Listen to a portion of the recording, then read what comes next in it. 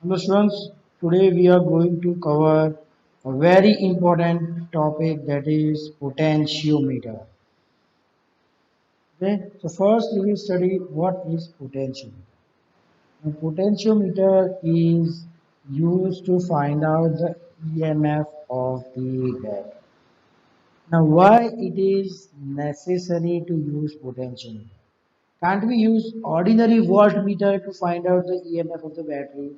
See, when I connect a battery, let's say of an resistor, and let's say this is a voltmeter. Okay, then some current will be passing through. Okay, so what will happen? The potential measure here when or you let's take you are connecting a voltmeter to the two terminals of the battery. So when current is passing, then there is some internal resistance R of this battery. So the voltage measured by the voltmeter will be equal to epsilon minus IR. Right? So see here, the reading that will be shown in the voltmeter would not be equal to the EMF. Instead, it will be epsilon minus IR. So if we want this to be measuring the EMF of the battery, then either I is equal to 0 or R is equal to 0. If any one of these two will be equal to 0, then V will be equal to epsilon. Right? Now R equal to 0, that is not at all possible. Internal resistance of the battery will never be equal to 0. So what is our aim now? We need to make some condition in which I is equal to 0. Now I is equal to 0, that means it must be open circuit. Then only the current flowing will be equal to 0. So potentiometer, that is a device that helps us to generate such situation where I is equal to 0.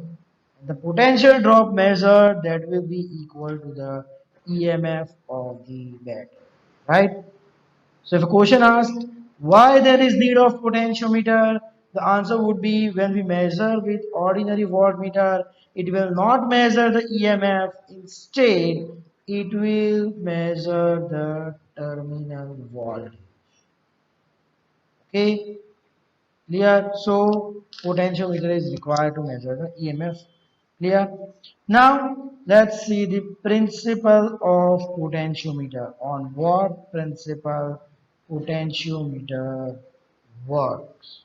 Okay, so let me write down the principle.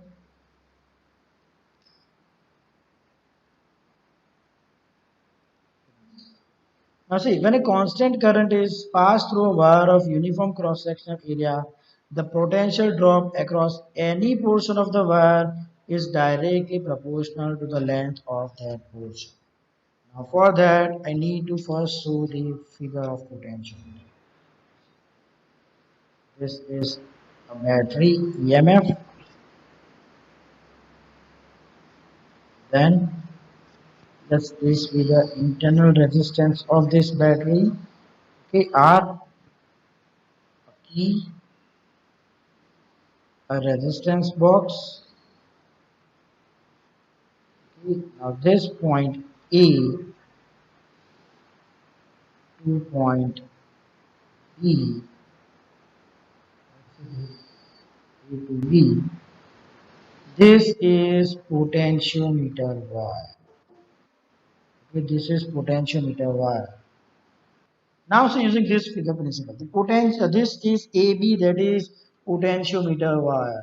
So see, when a constant current is passed through a wire of uniform cross section,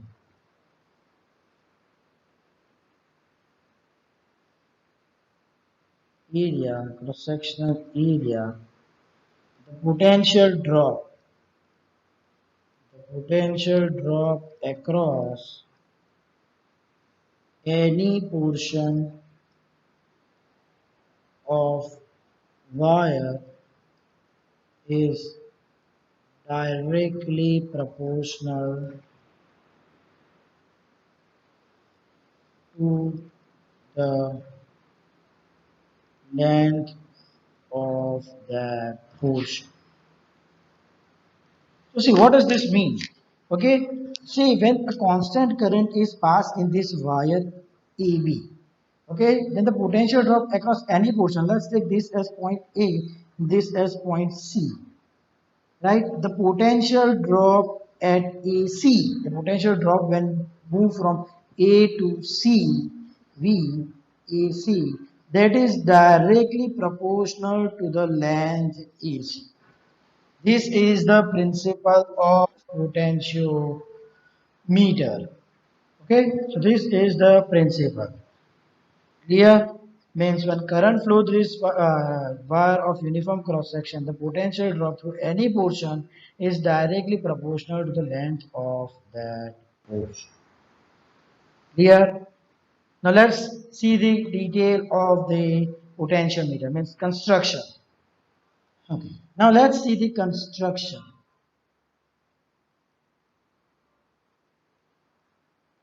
Construction. See, what does potentiometer consist of?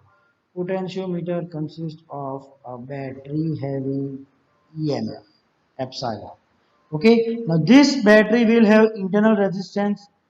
So I will draw this internal resistance. It is connected to a, then it is connected to a resistance box. Now see resistance box which will include the resistors which implement the resistance. Now what is the use of this resistance box? It is used to control the current.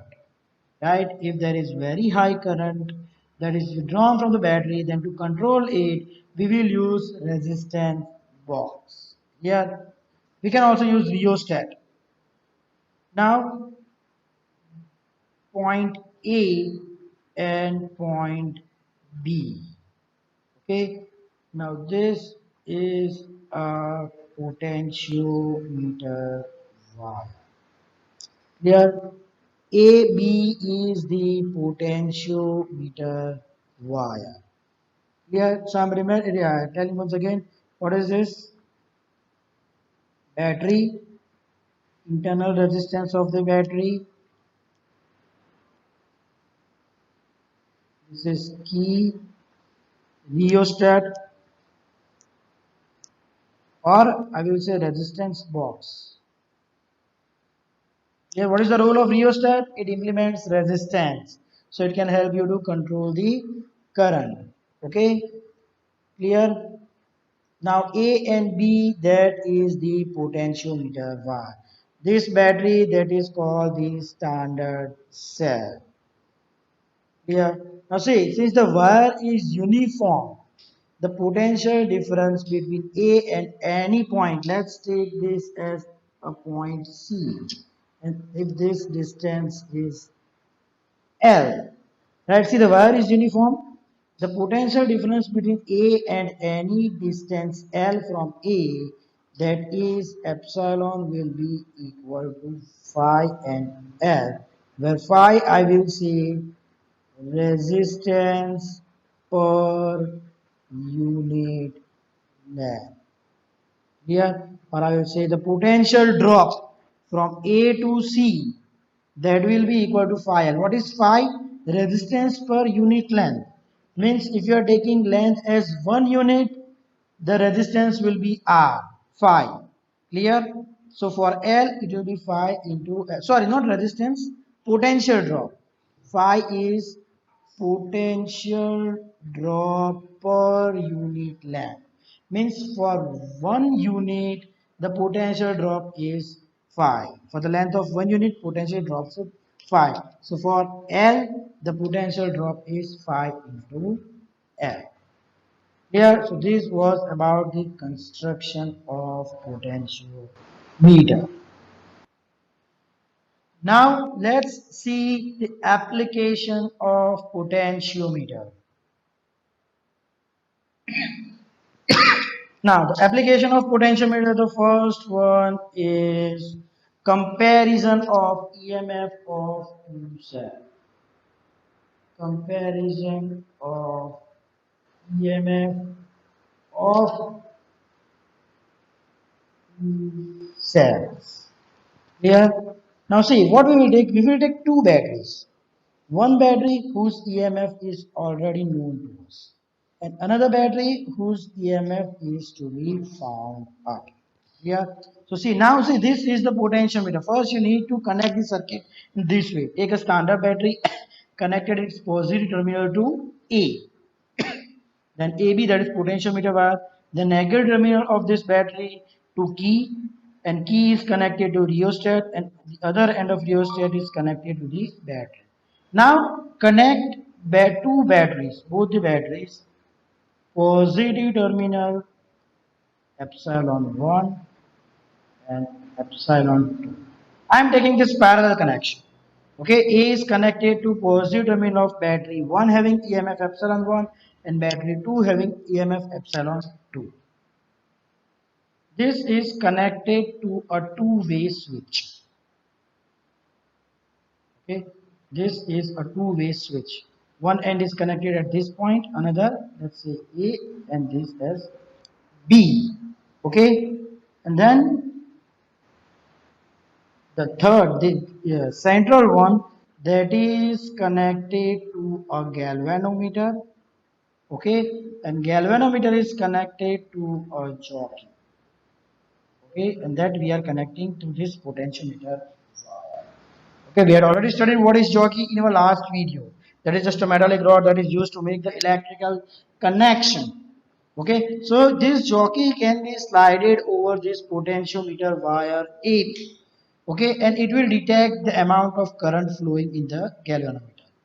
Okay, so we just need to see the deflection. If the galvanometer is showing deflection, that means the current is flowing. Now, see, we studied earlier that when we are measuring with wattmeter, it is showing epsilon minus IR. We need to take the current equal to 0. Okay, now see, this jockey is slided. First, what we have to do, we have to connect this center with A. Okay, means, let me take it. When this is connected, battery 1 is in the circuit. Clear? So see, what is the direction? The current can flow in this way. This is the circuit. Okay. Now when this jockey is slided over this wire AB at one point, let's say at one point N1, the current shown in galvanometer is equal to 0. Now as the current shown in galvanometer is 0, clear, that means this is an open circuit. Okay, now what will be the potential at AN? The AN potential drop at AN is, let's say, length L1. This length AN1 is equal to, length of AL1 is, sorry, AN1 is equal to L1. So what will be the potential drop? We are already studying the principle, that is equal to phi into L1. Phi is potential drop per unit length, right? So the potential drop between A and N in these two positions, right? From A to N1, that will be equal to phi into L1. Okay. Now see, the current flowing in galvanometer is 0. That means the potential between A and 1, potential drop, is equal to the EMF of battery 1. Right? See, these are two parallel connections. This is E and N1, and above it is epsilon, like this. Okay. So parallel connection, you know that the voltage is same, potential is same. So the potential between A and N is equal to the EMF of the battery. because the current is 0, so V equal to epsilon 1 minus IR. I is 0, so V is equal to epsilon. So the EMF measured here, or the potential drop between A and 1, that will be epsilon 1, that is EMF battery 1, that is equal to phi N. Okay, clear? Now what I need to do, I need to disconnect this. Okay, I need to disconnect this, connect this point with this. So now battery 2 is in connection. Okay, now there might be some other length. Let's say you are getting at this point, right? We are getting 0 reading at N2. This is called null point. Okay, we obtain null point at N2, means the current flowing here will be 0. So now let's take the length. Let's take the length epsilon A and 2, that will be equal to L2. Okay, so now epsilon 2 will be equal to phi L. Here, okay, in other way you can also use the Kirchhoff's rule. Like see in this first case, when epsilon 1 was connected, when I move from this way, okay, my direction and the battery I am going from positive negative, so minus epsilon 1, right, plus this way, what is the resist potential drop at A and 1? Phi L1. Current is 0, so IR I will take 0, that will be equal to 0, so epsilon 1 equal to phi L1. Okay, or else you can write down directly. So now these are two equation 1 and 2.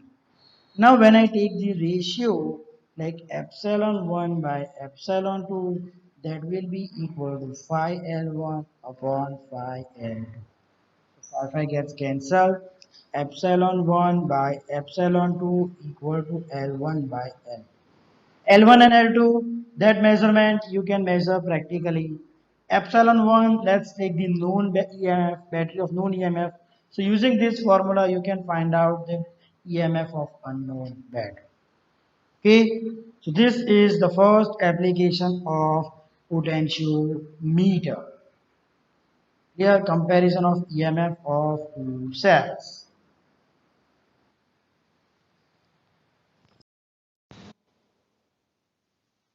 Now let's see the second application, that is measurement of internal resistance. Now for measurement of internal resistance, we will connect the battery